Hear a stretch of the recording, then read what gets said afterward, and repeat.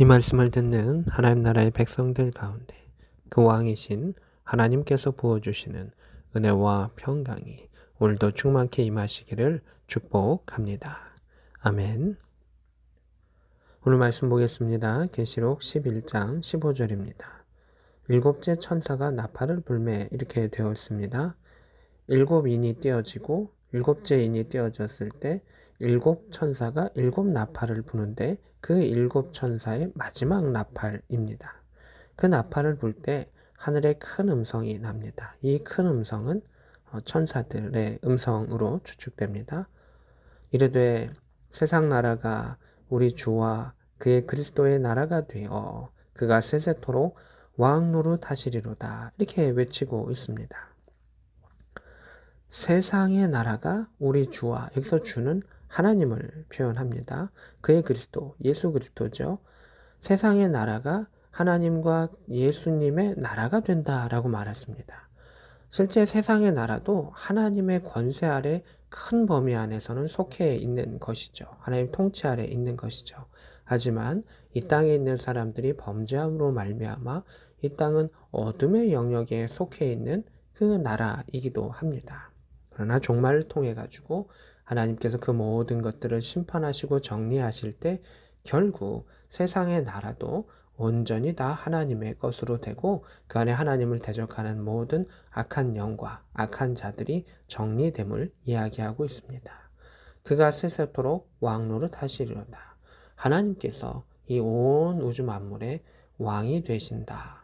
그것이 이전에도 있었고 이제 그 심판을 통해서 더 온전케 되신다라고 하는 것을 말하고 있습니다. 16절입니다. 하나님 앞에서 자기 보좌에 앉아있던 24 장로가 엎드려 얼굴을 땅에 대고 하나님께 경배한다. 이렇게 되어 있습니다.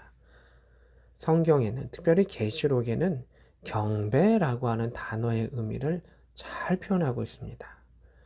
하나님 앞에서 자기 보좌에 앉아있던, 그러니까 하나님 그 천국의 보좌에, 하나님 보좌 그 옆에 앉아있었던 24 장로는 얼마나 높은 사람들입니까? 마치 대통령이 있다면 그 옆에 장관과 같은 자들이 아니겠습니까?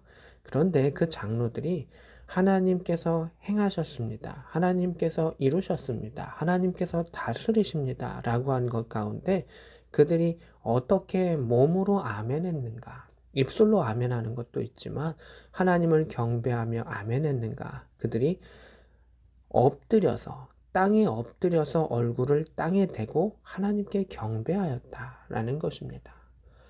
우리가 저 하늘에서 상급을 받으면 막 떵떵거리고만 사는 그것이 아니라 하나님의 위대하심을 직접 체험하기 때문에 더 하나님께 경배할 수밖에 없다. 엎드려서 하나님의 그 위대하심을 높일 수밖에 없음을 표현하고 있습니다. 17절입니다. 이르되 감사하옵나니 이렇게 말합니다. 하나님께서 행하셨던 그 영광을 보게 하시고 그 영광스러운 그 하나님을 보는 가운데 예배하게 하시고 구원하여 주셨던 그 하나님께 감사를 올리고 있습니다. 옛적에도 계셨고 지금도 계신 주 하나님 이렇게 말합니다. 하나님의 성품은 두세 가지로 우리가 사도신경에도 그렇고 성경 전체적으로 표현되는데 여기서도 하나님의 성품과 그러한 성향을 이렇게 표현합니다. 옛적도 계셨고 지금도 계신 주, 영원하신다는 겁니다. 이미 창세 전부터 계셨고 지금도 계신 주, 그리고 앞으로도 계실 주지만 지금은 이제 종말의 때이기 때문에 그 끝자락을 이야기하고 표현하고 있습니다. 영원하신 주, 그리고 곧 전능하신 이여 이렇게 되어 있습니다. 하나님의 성품, 습성 중에 하나, 하나님의 그 성향을 나타내는 것 중에 하나는 전능하십니다. 영원히 살아계신 주와 전능하신 주, 천지를 창조하신 영원하신 그 하나님, 그것이 우리의 신앙의 고백인 것입니다. 친히 큰 권능을 잡으시고 왕노릇 하시도다. 그 모든 것을 통치하시도다 말하고 있습니다. 24 장로가 하나님께 경배하며 하나님을 찬양하며 하나님께 영광 돌렸던 것은 하나님의 영원하심과 전능하심을 높였고 그가 다스리신다라고 하는 것을 외치고 있습니다. 18절입니다. 이방들이 분노함에 주의 진노가 내려 이렇게 말하고 있습니다. 여기서 이방들은 부정의 의미로 쓰인 이방들입니다.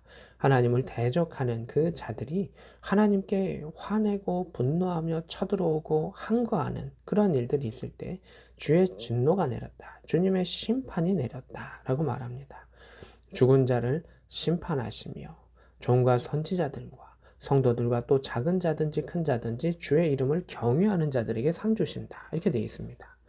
죽은 자는 심판하고 경외하는 자들에겐 상 주신다라고 하는 것. 그래서 죽은 자와 경외하는 자가 대조되고 있습니다. 여기서 죽은 자는 무엇일까요? 영원히 죽은 자들입니다. 영혼. 하나님을 믿지 않아서, 예수 그리스도를 믿지 않아서 그 영이 살지 않은 자들, 그 죽은 자들은 결국 심판당한다. 하나님과 함께하지 아니함이 심판이고, 영원히 떨어지는 그 하나님과의 이별이 또한 심판이기도 하고, 또 영원한 그 형벌 가운데 있는 것이 또한 심판이다라고 하는 것을 볼 수가 있습니다. 종 선지자들과 성도들과 작은 자, 큰 자, 뭐 하나님께서 다스리시고 하나님의 백성 그 누구든지 주의 이름을, 하나님의 이름을 경외하는 자들에게 상 주신다라고 하는 것입니다. 예배는 경배입니다. 하나님을 경외하는 것입니다. 우리가 말씀을 들으려고 예배에 오는 것 같죠? 근데 그것은 정말 지극히 일부입니다. 예배 가운데는 하나님의 약속이 선포되고 하나님의 위대하심이 선포됩니다. 그랬을 때 우리는 그것을 아멘하며 하나님 앞에 엎드리며 우리의 마음이 낮아짐의 그 역사를 통해서 하나님을 경배하는 것입니다. 내가 만족스러운 설교를 듣고 찬양을 듣고 하는 것이 아니라 내가 하나님을 높이는 겁니다. 어떻게 더 하나님의 위대하심을 깨달을 수 있을까? 전능하신 하나님을 어떻게 더 잘 섬길 수 있을까라는 것을 느끼고 경배하는 것이 예배의 핵심입니다. 그래서 하나님은 그 하나님을 경배하는 자, 하나님을 경외하는 자들에게 상을 주신다라고 말하고 있습니다. 19절입니다. 이에 하늘에 있는 하나님의 성전이 열리니 이렇게 되어 있습니다.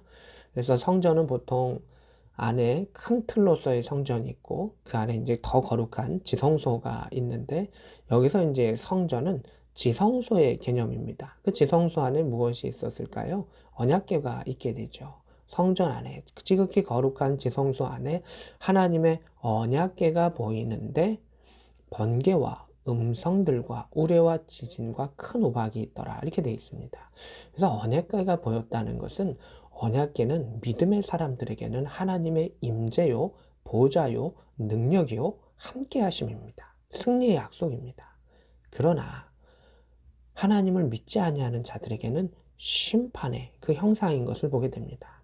번개와 음성과 우레와 지진과 큰 우박이 있는데 이 번개와 음성들도 하나님의 영적인 권능을 의미하는 것이죠. 믿음의 사람들에게는 번개도 음성도 우레와 지진과 큰 우박도 다 하나님의 기적이고 하나님이 함께 하시며 하나님의 임재와 권능이죠. 그러나 믿지 아니하는 자들에게 언약궤는 재앙인 것이고 심판인 것이고 번개와 음성과 우레와 지진과 큰 우박은 두려움이라는 것입니다. 이제 일곱 천사가 일곱 나팔을 불었고 또 앞으로 또 재앙들이 남아 있습니다. 일곱 대접이 부어지는 그 재앙들이 있는데 앞으로 또 다른 재앙들이 임할 것을 또 예표해주는 상징이다라고 하는 것을 보게 됩니다. 우리가 요한계시록 가운데서는 종말의 때는 이러할 것이다 라는 것을 생각해 보는 것도 중요하고 마라나타 신앙을 갖는 것도 중요하지만 지금 우리에게 또 하나의 중요한 것은 경배라고 하는 단어입니다. 그 존귀했던 24 장로들도 하나님을 경배하고 또 하나님을 경외하는 자들에게 하나님은 상 주신다라고 말씀하셨습니다. 이 땅 가운데 종말을 두려워할 것이 아니라 하나님을 제대로 내가 경외하고 경배하고 있는가라고 하는 것을 살펴보아야 합니다. 그러한 삶을 살아갔을 때 우리에게 작은 것과 부차적인 것들과 또 삶의 필수라고 생각했던 그 일들 가운데 얽매이지 아니하고 당당하고 아름답게 살아갈 수 있는 삶의 비밀을 계시록은 오늘도 우리에게 이야기하고 있습니다. 오늘도 말씀 가운데 하나님을 경외하고 하나님을 찬양하며 하나님의 위대하심을 느끼며 살아갈 수 있는 복된 저와 여러분 될 수 있기를 또한 공동체 될 수 있기를 우리 구주 예수 그리스도의 이름으로 축복합니다. 아멘.